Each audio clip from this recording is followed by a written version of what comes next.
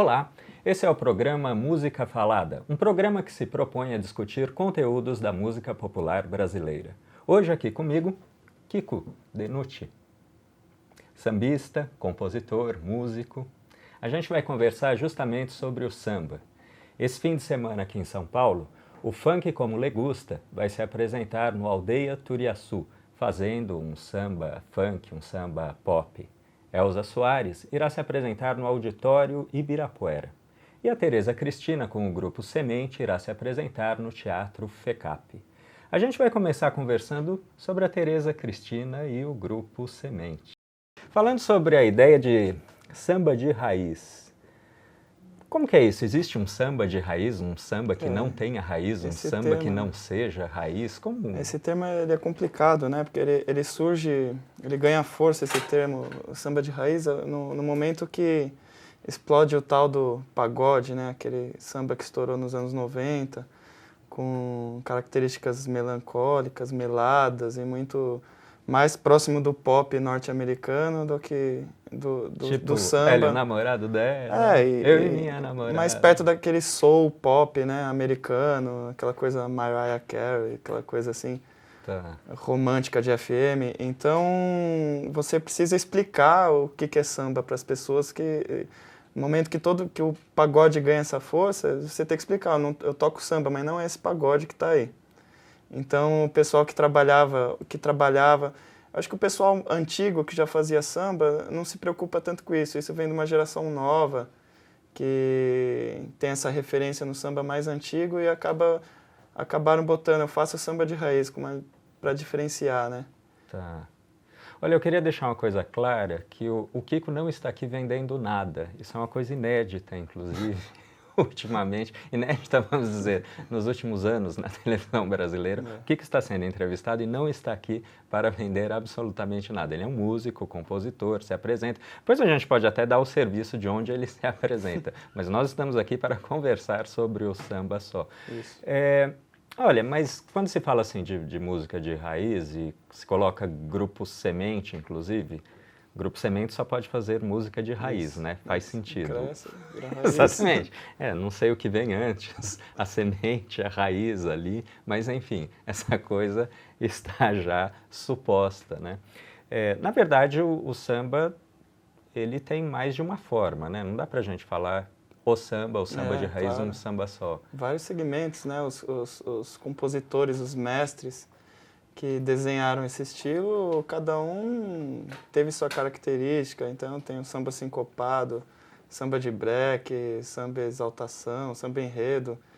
E cada um ousou, né, na sua época. E acho que é até interessante essa observação da nova geração do samba, assim, de levantar essa bandeira do samba antigo e samba de raiz. Muita gente já não gosta mais desse tema, né, se incomoda com esse tema de raiz.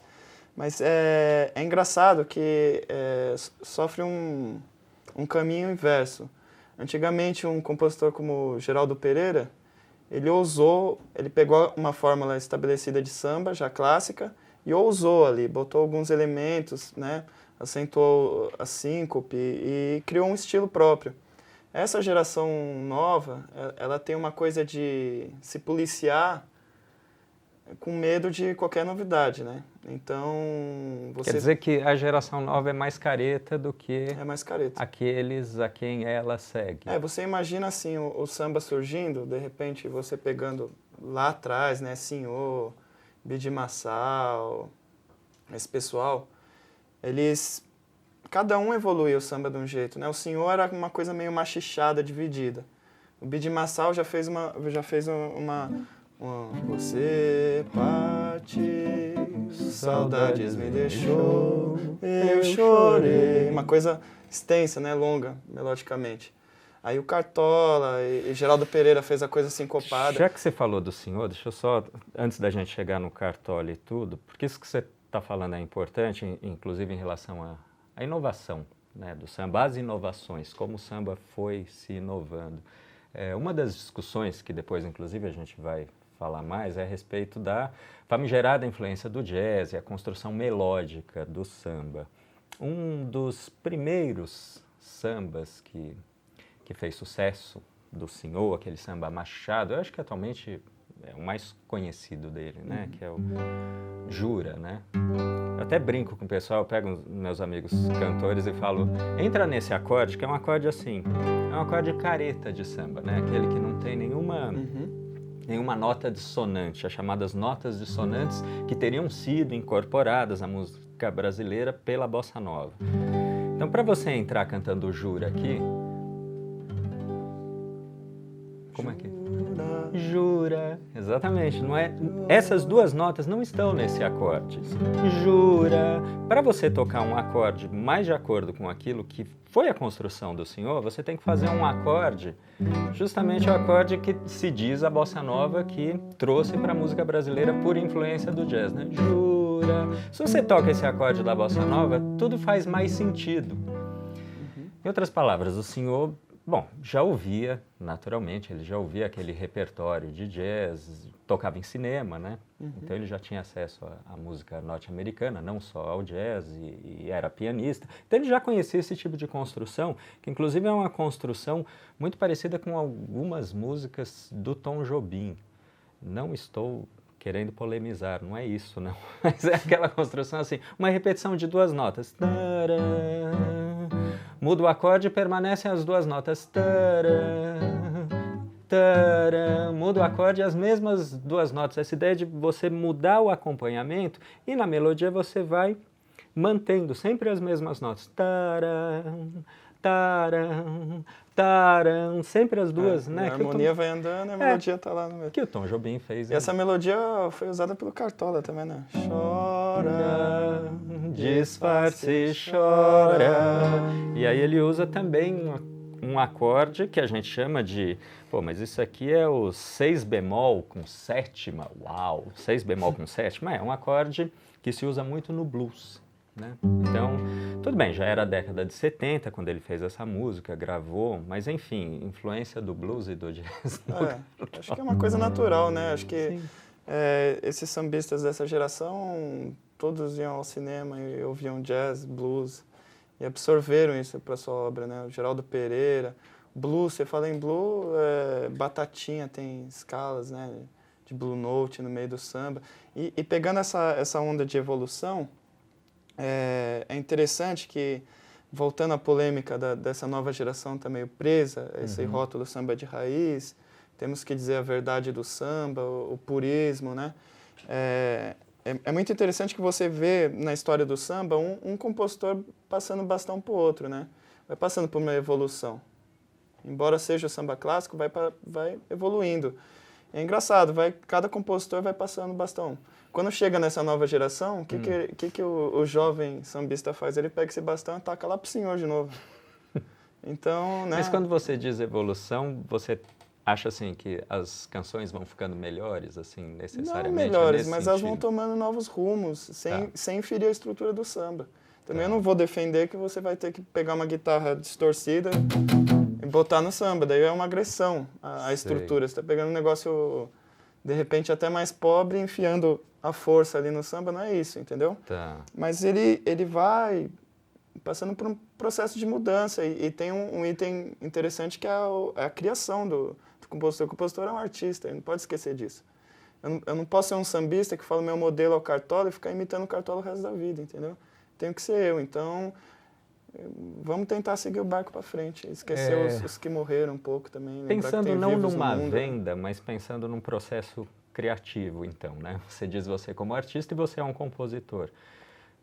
Toca uma música que você acredite que você tentou uma coisa diferente no samba. E por quê? Assim, dá legenda... do tipo, eu tentei fazer isso e aí Sim. Eu tentei fazer... O samba, ele tem... A fórmula de compasso dele geralmente é 2/4, né? Tá. O que significa que quando o mestre de bateria está lá fazendo assim na frente, ele não está equivocado. Ele está justamente marcando 1, 2, 1, 2. Tá, geralmente dos dois surdos, né? O do contra. E ele é 2. Então, eu fiquei pensando nessa coisa da fórmula rítmica. E fiquei pensando se... Isso já um monte de gente já fez, né? Uma inovação nossa. Mas fazer um samba em outra fórmula, em 3 tempos, né? não é nada novidade, mas ele vira samba do mesmo jeito, só que tem outro chão, né? Ele perde o chão um pouco. É só um trechinho. E ele é meio sincopado. Eu fui cair no samba e queimei o pé, sapateando na cozinha, cambaio de fé. Nas cadeiras da mulata, quase que a ginga me mata, quase arrebentei as patas, sambei, sambei, machuquei o pé. Agora que eu tô manco, como eu vou fazer? Disfarçando eu sorri pra ninguém perceber. Na medida em que eu sambava, com passo descompassava e a minha dor aumentava. Gritei, gritei, mas não melhorei. Eu quis fazer um samba pra manco, samba cambaleando do jeito que eu nunca vi, pra se mancar até o dia clarear, só com uma perna pulando que nem saci. Subi na mesa, bati palma, relutei, baliza louco, passista, rodopiei. Na minha febre eu já me senti o tal, mas se eu parar no hospital, amputa, amputa, que é pra esse pé de valsa aprender. Amputa, filho, amputa, porque com samba ele não vai mais se meter. Então ele é um samba clássico isso daqui, entendeu? Harmonicamente, não no fundo ele é um samba clássico. Harmonicamente, a estrutura harmônica e melódica dele é super fiel à velha guarda, né? Mas às vezes uma ousadiazinha de leve não faz mal, né? É o recado que eu deixo para garotada do chamado samba de raiz, né? E fica com uma coisa séria, né? O samba hoje dessa molecada tá perdendo aquela coisa descontraída e irreverente, né? De criticar, mas criticar numa forma... Humor é a melhor crítica, é humor, né? E o pessoal hoje com essa coisa de samba, resistência da música popular, somos a voz do povo, a resistência, o samba de raiz, da mandioca, da batata.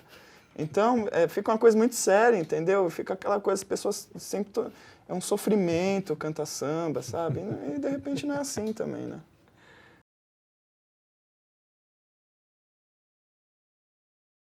Música Falada, hoje discutindo samba. Eu sou Walter Garcia, professor da PUC São Paulo. Estou conversando com Kiko Dinucci.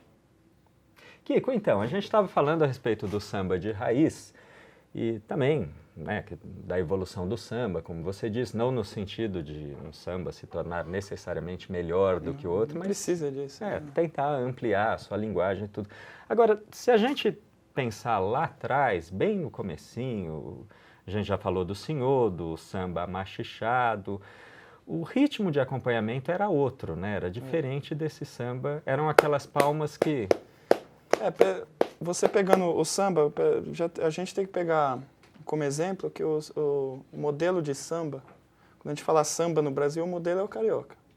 Tá. E isso vem desde a Rádio Nacional, o samba explodiu no Rio. Tinha sambista em Minas? Tinha sambista... no Rio Grande do Sul tinha sambista em São Paulo? Tinha. Em São Paulo o pessoal estava fazendo greve, enquanto a Rádio Nacional estava lançando seus cantores. E esse modelo carioca foi o que ficou. Acontece que o próprio modelo carioca ele mudou, né? Você pega um samba da década de 20, ele é uma coisa meio machichada, fica uma coisa...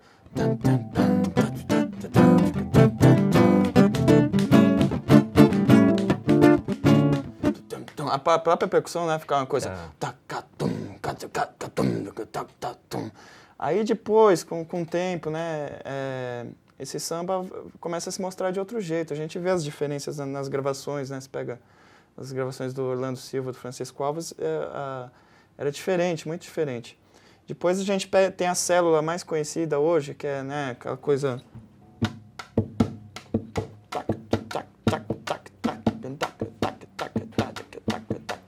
Isso vem do modelo do samba que é feito no Rio de Janeiro.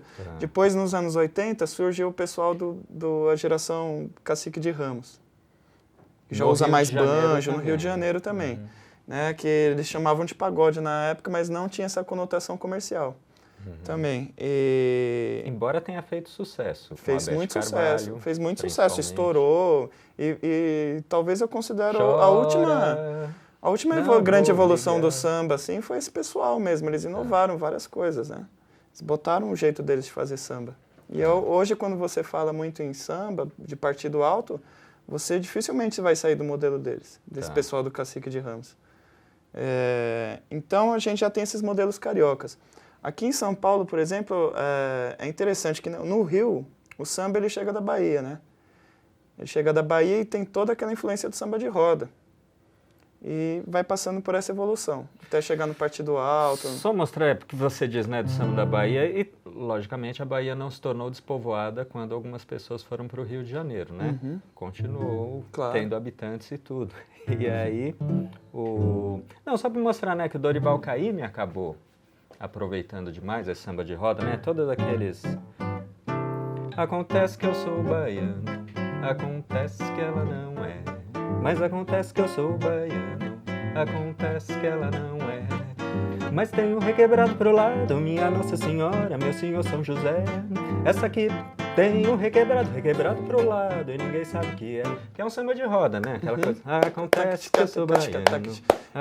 É engraçado que o Caymmi, quando ele chega no Rio, o pessoal não sabe tocar muito samba de roda no Rio. Eles começam a gravar o Dorival Caymmi com a rítmica do Rio de Janeiro. Com tac, tac, tac, tac, tac, tac, tum, tac. E se você ver o violão dele, não tem essa batida. Tá. O violão dele é uma coisa mais... Mal imitando aqui, que ninguém imita Dorival Caymmi, né? É impossível. Mas tem uma rítmica, então tem um choque. Aí, mas tem algumas gravações que tem essa levada. Eu vou pra Maracanã.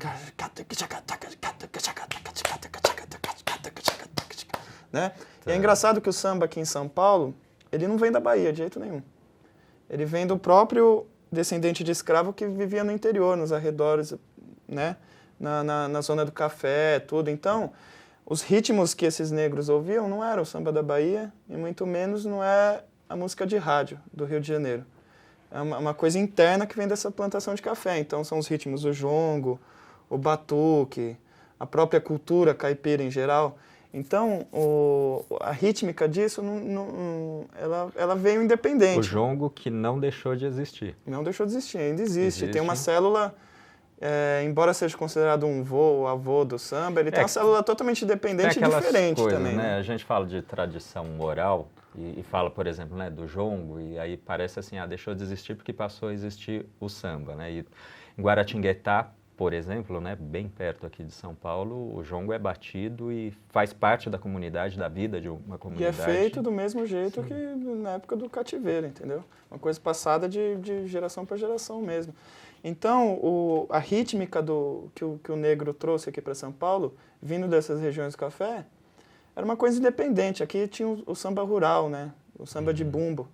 Que ele tinha vem dessa célula, acho que a música brasileira inteira vem dessa célula, né? De tac, tac, tac, tac, tac, tac, tac. Você vai encontrar em todos os ritmos praticamente. Só um parênteses. A música cubana também, né? Música cubana também. E assim, só uma pequena anedota. Quando eu estava numa feira lá em Havana, em Cuba, e fui comprar uma clave. Né, e eles me ensinando, tal, e eu resolvi fazer uma brincadeira, então eles me ensinando a tocar clave e tal, e eu fingindo, não, mas eu não sei direito, como é que é isso? Até que uma hora eu peguei e falei, tá bom, é assim, né? E aí eu comecei a fazer isso, tá, né? Aí ele olhou e falou, você é músico e tal. E aí eu comecei a bater um samba a partir daí, mas uma coisa assim. Aí ele falou, não, isso é rumba. Aí eu olhei e falei, não é rumba. Eu falei, presta atenção, não sou cubano. Ele, não, é rumba, é. Aí o outro falou, não, é mambo. Eu falei, não, não é. Aí teve uma hora que eu desacelerei e comecei a fazer bem devagar mesmo.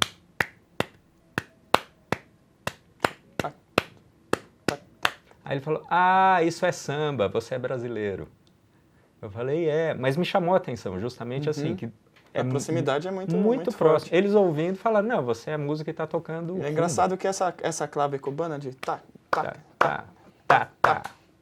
Ela, por exemplo, no candomblé aqui em São Paulo, o candomblé de origem baiana, tradição Angola-Congo, ele tem um toque chamado Congo de Ouro, que o agogô que o cara bate é essa clave, né? E a própria bossa nova, sim, né? Sim, pegou muito essa... Eles fizeram uma mudança mínima. É que o baterista batia no aro da caixa, né? Pá, pá, pá. Ou, inclusive lá em Cuba também, né? É pá, pá, pá, pá, pá, É. pá. Papo pá, de músico, né? Pá, pá. É, um pouquinho O diferente. músico Bom, fica sim. conversando pá, pá, pá. O que é isso? Mas voltando, então em São Paulo... Então, em São Paulo, por exemplo, o samba caipira, ele pega, né? Eu vi, bom Jesus a cabeça, eu vi, bom Jesus a cabeça, eu vi, bom Jesus a cabeça, eu vi, bom Jesus a cabeça, eu vi. Você pegando o surdo, o tantão, o repinique o repique de anel do samba carioca, ele fica, ou marca uma coisa, tum, tum, tum, tum, ou aquele... Tum, tum, tum, tum. Nesse samba caipira paulista, ele vai ter como instrumento de improviso e de solo o bumbo, que é o mais grave.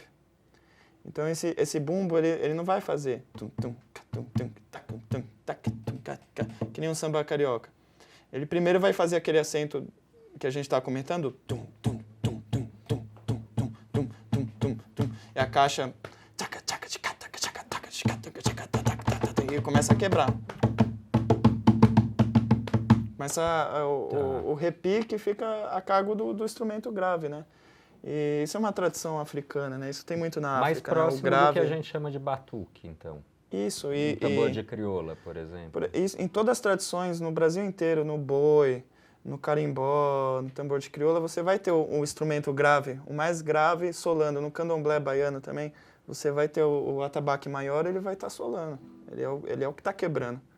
E no samba carioca, por exemplo, o que mais quebra é o tamborim, que é o menorzinho mais agudo, né? Sim. É uma coisa, é engraçado esse rumo diferente. Sim. Então são características, tem diferenças, né? E é engraçado quando a gente fala no modelo carioca de samba, a gente tem que lembrar do Brasil, né? Dos outros ritmos que vieram com os negros bantus também, né?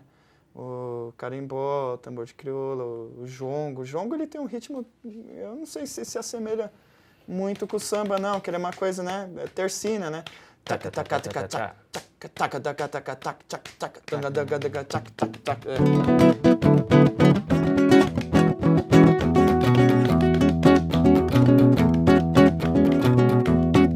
Água de briga na pele da engoma, acende o fogo, procura amaciar. Água de briga na pele da engoma, acende o fogo, procura amaciar. Na curimba meu tambor, na curimba candomblé, na curimba meu tambor, oh meu tambor, na curimba candomblé.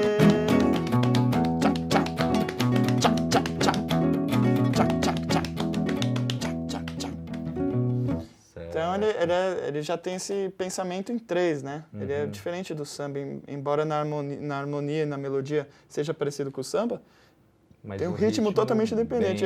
Isso eu acho legal para entender o próprio samba. E deixa eu te fazer uma pergunta, porque você está falando de samba de São Paulo, disso tudo, da riqueza, dos vários ritmos do Brasil, que não é só o samba carioca e tudo isso, e que tem a ver com a passagem do samba para esse emblema da nacionalidade e tudo isso. Uhum. Mas eu estou aqui pensando, um grupo como, por exemplo, como Legusta, que é aqui de São Paulo, né? Eles vivem aqui em São Paulo e tudo, e que faz samba rock. Tem alguma relação com esses vários sambas aqui de São Paulo? Ou é outra coisa, não tem nada a ver? É engraçado, né? Porque o samba rock ele teve muita história aqui em São Paulo, né? O próprio Jorge Ben, ele vivia tocando aqui em São Paulo e influenciou o Trio Mocotó. Sim, quando ele morou aqui. Morou aqui no começo da carreira, né?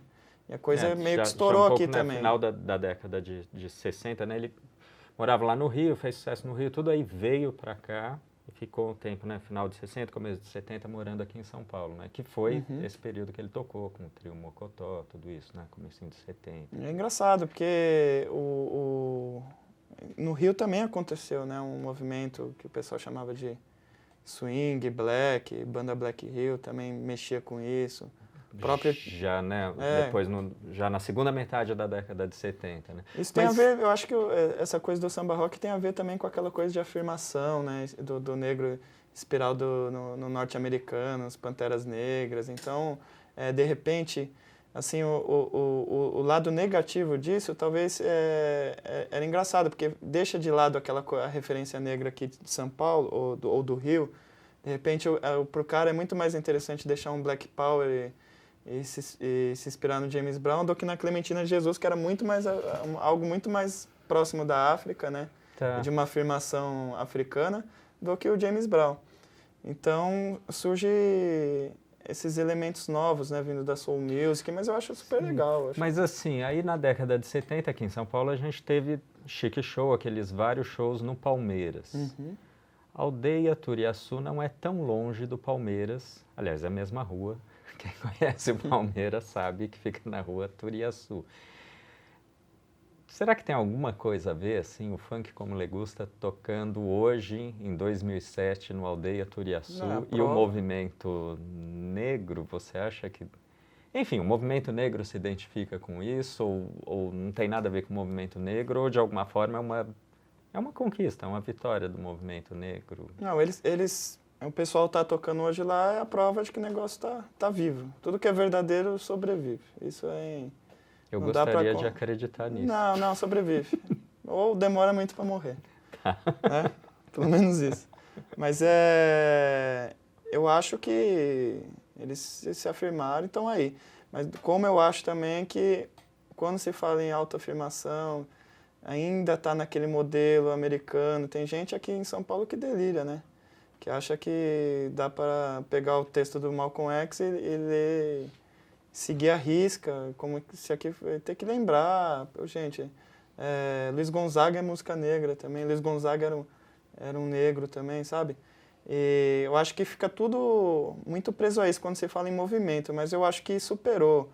Quando você fala de samba rock, já superou muito. Hoje tem uma aceitação que não fica muito como nos bailes dessa época, né? Do Chic Show que você...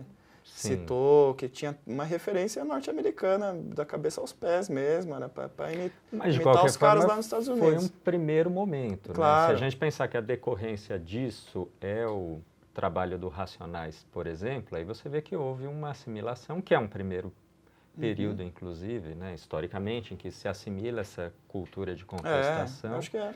E que depois você tem, por exemplo... a grande obra dos Racionais, assim. E que cada vez tem mais coisa brasileira na obra deles, e no rap e no samba rock. Samba rock, principalmente, sempre teve coisa brasileira no samba rock, né? A Elza Soares, por sua vez, ela deu uma certa guinada ultimamente no sentido de fazer um samba meio pop, ou não. Então, o samba é pop? Afinal de contas, o samba é popular, ou não? Ou é classe média? A classe média tomou o samba completamente assim como seu objeto de culto, pelo menos uma parcela da classe média. Principalmente essa chamada samba de raiz, né? Sem vender o Kiko, mas só explicando, não é venda, é que o Kiko é músico, toca no Odo Borogodó, aqui em São Paulo. Então ele tem uma plateia, um público, classe média, conhece bem isso, né? Enfim, o samba... tem algum vínculo especial com a classe média atualmente? Então, isso é esquisito em relação... É estranho. No momento que ele vem carregado com essa coisa de samba de raiz, ele vira um negócio intelectualizado, né? Então já a classe média se apropriou disso, de certa maneira, né? Aí quando você fala entre pop e popular, me parece duas coisas distintas, assim, né? O pop é ligado àquela coisa do consumo, da coisa feita em série, né? Para grande massa, tudo uma coisa, um produto lacrado assim que você entrega. E popular, o samba tá dentro de cada cidadão, né? Ele já tem essa coisa popular, embora a elite hoje que sabe o que é Paulinho da Viola, Wilson Batista, Geraldo Pereira, né? E acho que o samba tinha que aprender com um pouco, voltar a ser a música do povo, não sei, é muito estranho, porque é uma coisa de elite mesmo. Acabou virando uma coisa de elite. Por exemplo, lá no Rio de Janeiro, você vê o pessoal na Lapa curte samba, mas no Morro o pessoal curte funk. Quando é samba, é na hora de sair a escola e acabou, entendeu? E, de repente, você pega uma coisa, um produto, um calypso, ele está mais próximo do povo. Até a própria temática do samba, a orgia, de a pessoa se dançar e soltar tudo ali naquela dança. Aquela coisa que os acadêmicos falavam do machixe, né? Machixe, essa dança maldita, né? Libidinosa, onde as mulatas dançam. Isso está muito mais próximo hoje, é muito mais honesto no calypso, no tecnobrega no Pará, do que no samba. O samba, como a classe média apropria o samba, o samba passa a ter o caráter de classe média, né? Uma coisa comportada, fina. Vamos ouvir Cartola. Cartola é fino, vamos se compor. Não sei até onde isso é fiel à proposta do samba, né? Bom, mas mais importante do que saber onde vai dar é levantar essas questões, discutir e de qualquer jeito assim. Música Falada fica por aqui. Hoje a gente discutiu o samba e já que a gente chegou até o calypso e o tecno brega, acho que realmente é hora de encerrar. Muito obrigado.